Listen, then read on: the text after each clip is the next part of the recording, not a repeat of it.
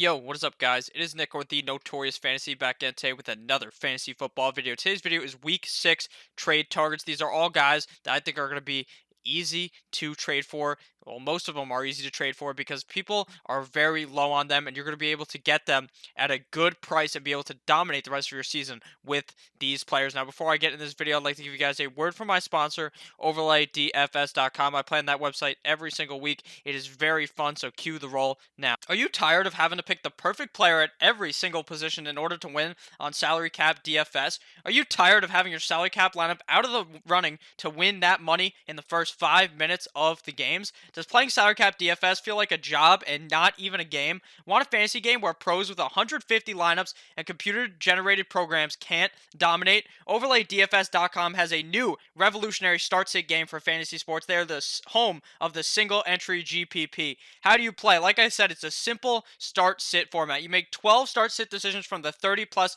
matchups presented like you can see on my screen right now for Week 6. A win, loss, or tie will be awarded to your overall record for each decision you make. Records in the top 10% of users win 9 times your buy-in. 12-0 records win GTD progressive bonus. All matchups are player versus player who will have the most total fantasy points. Usually 8-4 records are good enough to get that cash. Sometimes 7-5. Other times 9-3, depending on the week. You make 12 picks in the matchups options listed. For example, for week 6, it could be Pat Mahomes versus Deshaun Watson, Baker Mayfield versus Andy Dalton, Dalvin Cook versus Alvin Kamara, and many, many more. The object is to stay consistent and finish in the top 10% of the field to win 9 times your buy-in until the stars align and you go that beautiful 12-0. Right now, if you go a perfect 12-0 in the $109 game, you'll win the progressive bonus of over $26,000. They have buy-ins at all levels. If no one hits the perfect 12-0 record of the progressive bonus,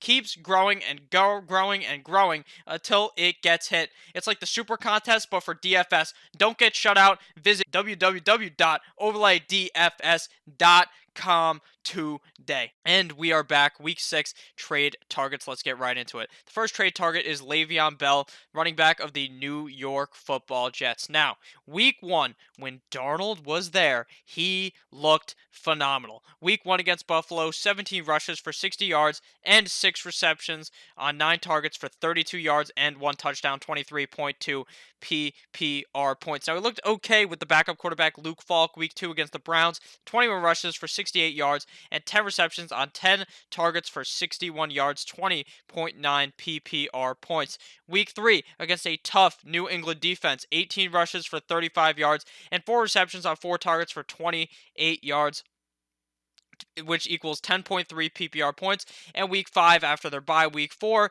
against Philadelphia, 15 rushes for 43 yards and 7 receptions on 9 targets for 45 yards, 15.8 PPR points. So as you can say in PPR, he's really getting a lot of receptions every single game, getting above pretty much 5 receptions every single game. Now, obviously with Luke Falk, his stats didn't look too phenomenal. His best game was with Sam Darnold, but now Sam Darnold is back. Some people may want to hop off the Jets. Some people may want to say that the Jets are going to fail with or without Darnold, but I think once Darnold is back into game shape, whether that is this week or next week, he's going to play this week, but I think he's going to be rusty. But I do think come right now is your best time to buy him. Right now, owners are going to be very low on Le'Veon Bell, and I think you can really trick them into getting Le'Veon Bell on the cheap, and I think he should be good rest of season. Now, another bonus when you're trading for Le'Veon Bell is the fact that he has already had his bye week 4. Say you trade Le'Veon Bell and you give them a guy like Austin Eckler. Obviously, you're going to need to include more than Eckler to get them, but Eckler has yet to have his bye. So you are pretty much getting someone who already had their bye, so you get them for the rest of the season for the next 10 games, which is a huge, huge bonus in fantasy football.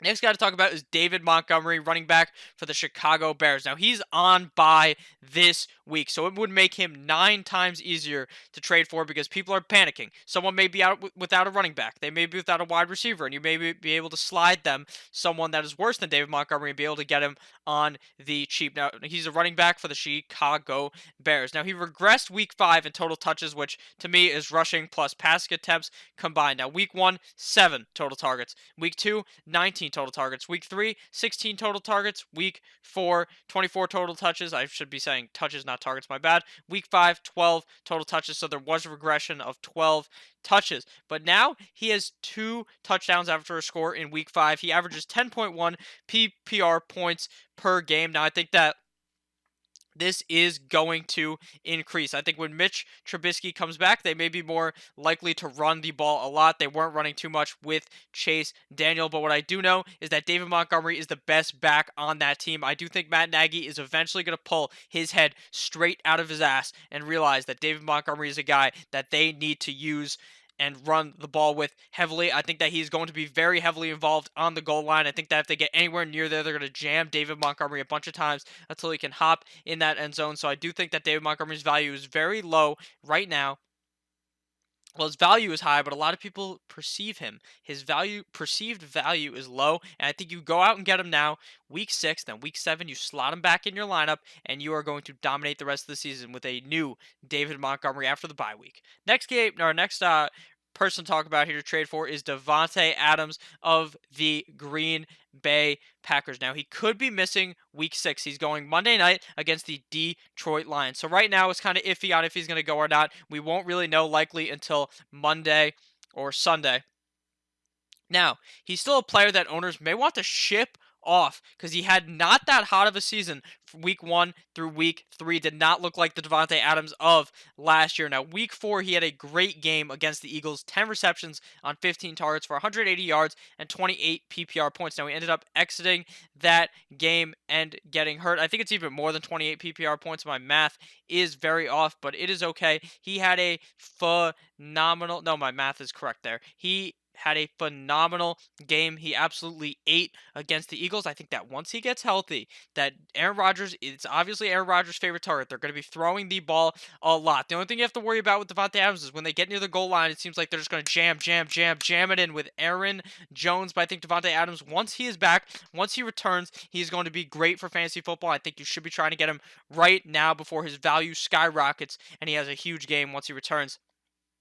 Next wideout to talk about here is Scary Terry McLaurin, wide receiver of the Washington Redskins. Now, he's a great season thus far, but he had that dip week 5. His stats: week 1 against the Philadelphia Eagles, 5 receptions on 7 targets for 125 yards and 1 tutty, 23.5 PPR points. Week 2 against the Dallas Cowboys, 5 receptions on 9 targets for 62 yards and 1 touchdown, 17.2 PPR points. Week 3 against the Chicago Bears, 6 receptions on 8 targets for 70 yards and 1 touchdown, 19 PPR points. And week 5 against New England, where we had that dip. Obviously, week 4 we had that bye. 3 receptions on 7 targets for 51 yards, 8.1 PPR points. Now, this is against Stephen Gilmore, one of the best corners in the league. This is going to be a tough defense for a wide receiver to have a good game on, and he even had an okay game, getting 51 yards against him. Now, I think this week against the Dolphins, he's going to skyrocket and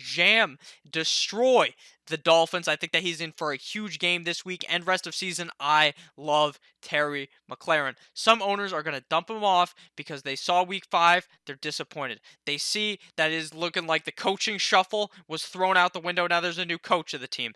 The quarterback situation is also very confusing. Is it Case Keenum? Likely. Could it be Colt McCoy? Could it be Dwayne Haskins? Who knows for the rest of the season? So some people may be nervous. Terry McLaurin will be able to produce no matter what quarterback they put on the field. I am very confident in Terry McLaurin having a huge season this year, and I am going to try to go out and get him. You may have to pay slightly more for a guy like Terry McLaurin when compared to Davante Adams.